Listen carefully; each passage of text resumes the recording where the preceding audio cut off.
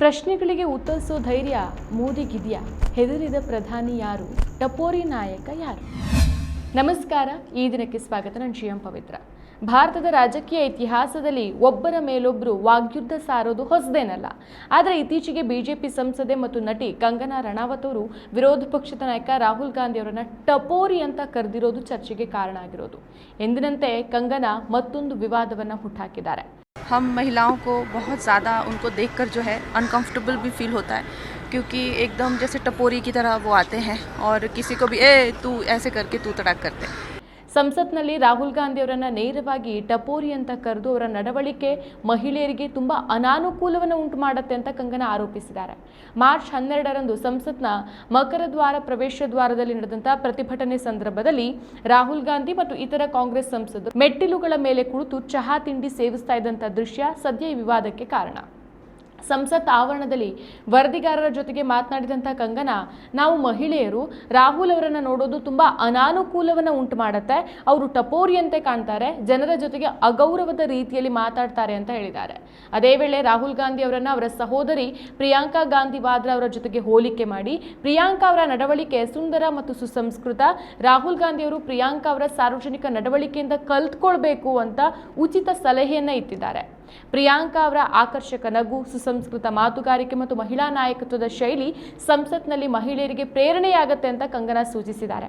ಆದರೆ ರಾಹುಲ್ ಅವರ ಟಪೋರಿ ಶೈಲಿ, ಅನೌಪಚಾರಿಕ ಉಡುಪು, ಆಕ್ರೋಶದ ಮಾತುಗಳು ಮತ್ತು ಪ್ರತಿಭಟನೆಯಲ್ಲಿ ಮೆಟ್ಟಿಲುಗಳ ಮೇಲೆ ಕುಳಿತು ತಿಂಡಿ ಸೇವಿಸುವಂಥ ದೃಶ್ಯ ಇವೆಲ್ಲವೂ ಮಹಿಳಾ ಸಂಸದೆಯರಿಗೆ ಇರುಸು ಮುರುಸು ಉಂಟು ಮಾಡುತ್ತೆ ಅಂತ ಆರೋಪಿಸಿದ್ದಾರೆ. ರಾಜಕೀಯದಲ್ಲಿ ವಿಚಾರಗಳ ಚರ್ಚೆ ನಡೆಯೋದು ಸ್ವಾಗತಾರ್ಹ, ಆದರೆ ಇಲ್ಲಾಗಿರೋದು ಬೇರೆ. ವಿಚಾರಕ್ಕಿಂತ ಹೆಚ್ಚಾಗಿ ವ್ಯಕ್ತಿತ್ವದ ಮೇಲೆ ಹಲ್ಲೆ ಮಾಡಲಾಗಿದೆ ಅನ್ನೋದು ಹಲವರ ವಾದ. ಇನ್ನು ರಾಜಕೀಯವಾಗಿ ಸಾಕಷ್ಟು ಭಿನ್ನಾಭಿಪ್ರಾಯಗಳಿರಬಹುದು, ಆದರೆ ಅವುಗಳನ್ನು ವಾದ ಪ್ರತಿವಾದಗಳ ಮೂಲಕ ಪರಿಹರಿಸೋ ಬದಲು ವೈಯಕ್ತಿಕ ಟೀಕೆಗೆ ಇಳಿಯೋದು ಪ್ರಜಾಪ್ರಭುತ್ವದ ಗುಣಮಟ್ಟವನ್ನು ಕುಗ್ಗಿಸತ್ತೆ ಅನ್ನೋದು ರಾಜಕೀಯ ವಿಶ್ಲೇಷಕರ ಮಾತು. ಪ್ರಜಾಪ್ರಭುತ್ವದಲ್ಲಿ ವಿರೋಧ ಪಕ್ಷದ ನಾಯಕನ ಪಾತ್ರ ಅತ್ಯಂತ ಮಹತ್ವದ್ದು. ಸರ್ಕಾರವನ್ನು ಪ್ರಶ್ನಿಸೋದು, ನೀತಿಗಳನ್ನು ವಿಶ್ಲೇಷಿಸೋದು, ಜನರ ಸಮಸ್ಯೆಗಳನ್ನು ಮುಂದಿಡೋದು, ಇವುಗಳೆಲ್ಲವೂ ಸಹ ಆ ಹುದ್ದೆಯ ಜವಾಬ್ದಾರಿ. ಆ ಹುದ್ದೆಗೆ ಗೌರವ ನೀಡೋದು ಪ್ರಜಾಪ್ರಭುತ್ವದ ಭಾಗ ಆಗಬೇಕು. ಬಿಜೆಪಿ ಸಂಸದೆಯಿಂದ ಶುರುವಾದಂಥ ಈ ವಿವಾದದ ಜೊತೆಗೆ ಇನ್ನೊಂದು ವಿವಾದ ಏಕಕಾಲಕ್ಕೆ ಹುಟ್ಟುಕೊಂಡಿದೆ. ಕಾಂಗ್ರೆಸ್ ಪಕ್ಷದ ಮಹಿಳಾ ಸಂಸದರು ಪ್ರಧಾನಿ ನರೇಂದ್ರ ಮೋದಿ ಅವರ ವಿರುದ್ಧ ಆರೋಪ ಮಾಡ್ತಿದ್ದಾರೆ. ಪ್ರಧಾನಿ ಮೋದಿ ಕಾಂಗ್ರೆಸ್ ಮಹಿಳಾ ಸಂಸದರಿಗೆ ಹೆದರಿ ಸಂಸತ್ಗೆ ಬರ್ತಾ ಇಲ್ಲ ಅನ್ನೋ ಆರೋಪವನ್ನು ಮಾಡಿರೋದು. ಅತ್ತ ಬಿಜೆಪಿ ಸಂಸದೆ ಕಂಗನಾ ರನಾವತ್ ಅವರು ರಾಹುಲ್ ಗಾಂಧಿ ಅವರ ನಡವಳಿಕೆಯನ್ನ ಮಹಿಳೆಯರಿಗೆ ಅನಾನುಕೂಲ ಅಂತ ಟೀಕಿಸ್ತಾ ಇರುವಾಗ, ಇತ್ತ ಕಾಂಗ್ರೆಸ್ ಮಹಿಳಾ ಸಂಸದರು ಪ್ರಧಾನಿಯನ್ನ ಹೆದರ್ತಿದ್ದಾರೆ ಅಂತ ವ್ಯಂಗ್ಯವಾಡ್ತಿದ್ದಾರೆ. ಪ್ರಜಾಪ್ರಭುತ್ವದ ಅತ್ಯುನ್ನತ ವೇದಿಕೆ ಸಂಸತ್ತು.